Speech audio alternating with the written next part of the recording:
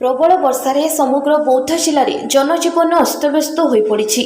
समग्र बौद्ध जिले में काली ठारू प्रबल वर्षा लगी रही फल बौद्ध सहर में कृत्रिम बन्या देखा एसह जिलार अनेक स्थान में बन्या परिस्थिति सृष्टि होईछि। केउठी वर्ष जल जमा ने घर मध्यक प्रवेश करिछि तो आउ केउठी जल निष्कासन होई न पारि बन्या परिस्थिति देखा देछि। प्रबल वर्षारे जिला सारा शह शह कच्चा घर सबु भांगी जाइछि। अनेक स्थान में पक्का कांथ सबु भुशुड़ी पड़िथिबा देखा देछि। बौद्ध सहर में मानवकृत बन्या परिस्थिति जोगु शताधिक घरे वर्षा जल प्रवेश करिछि। सहरर अनेक स्थान में रही ड्रेन और जल निष्कासन पथ पोती हो जाता बेले अनेक स्थान में लोके घर कर अवरोध कर जल निष्कासन हो पारि नाही।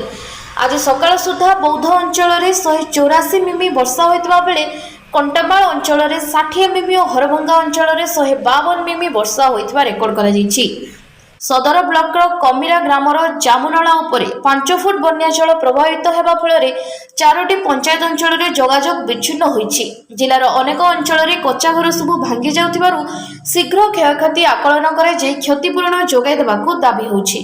Arrow news bureau report.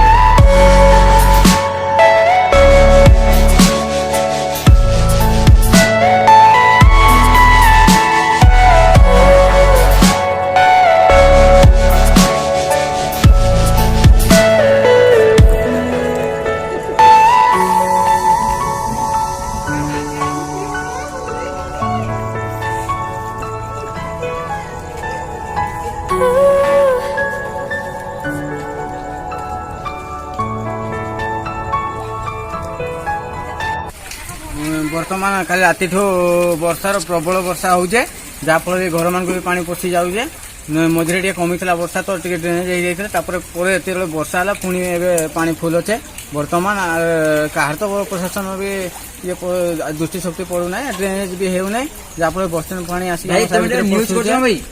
Bus stand को पानी पशुचे और जहाँफल आम साई भितर पानी फुल अच्छे।